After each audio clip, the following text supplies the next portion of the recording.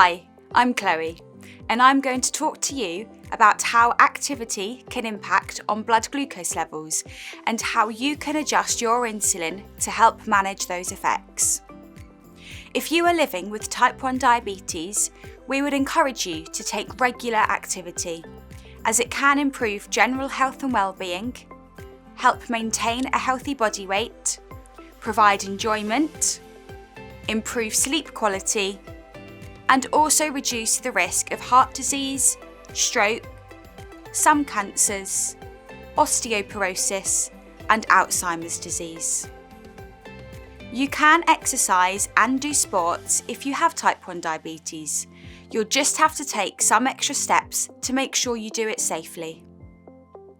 Increased activity, such as exercise and sport, can affect your blood glucose levels, and depending on the type of activity you do, may cause your blood glucose levels to rise, which would be hyperglycemia, or drop, which would be hypoglycemia. Moderate exercise that lasts a while, like walking or cycling, can cause a slow drop in blood glucose levels. This type of activity is known as aerobic exercise. During aerobic exercise, like walking, running, cycling, and gardening, plenty of oxygen is available for the muscles, allowing them to use glucose and fat to provide energy.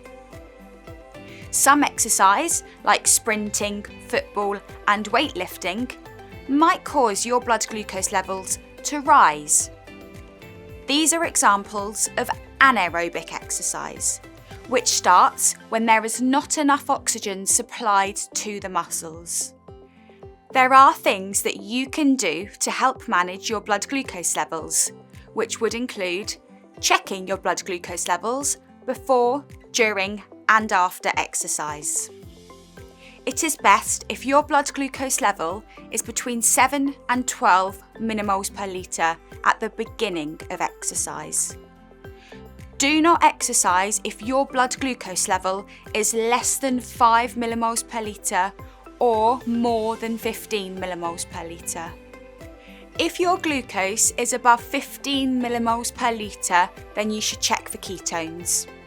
If you have positive ketones, then your body is running out of insulin, and undertaking any intense activity can cause your blood glucose levels to rise even further.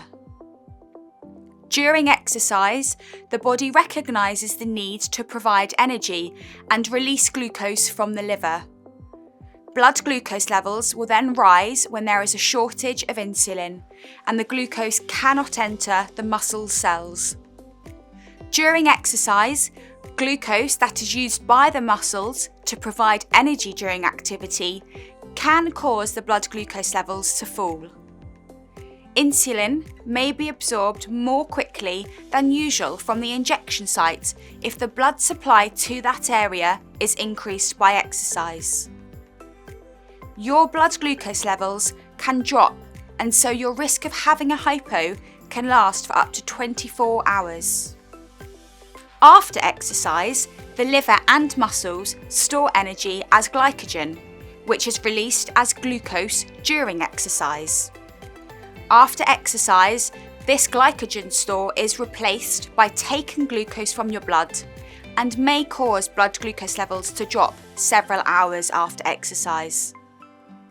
If exercise is planned, then you can reduce your before exercise mealtime insulin by 25 to 50% to help reduce the risk of having a hypo. The amount you reduce by will depend on duration and intensity of the activity. So, if the exercise is at moderate intensity for 30 minutes, then you can reduce the before exercise mealtime insulin dose by 25%. An example of moderate intensity activity would be some really brisk walking or a light jog, anything that really is getting your heart rate raised.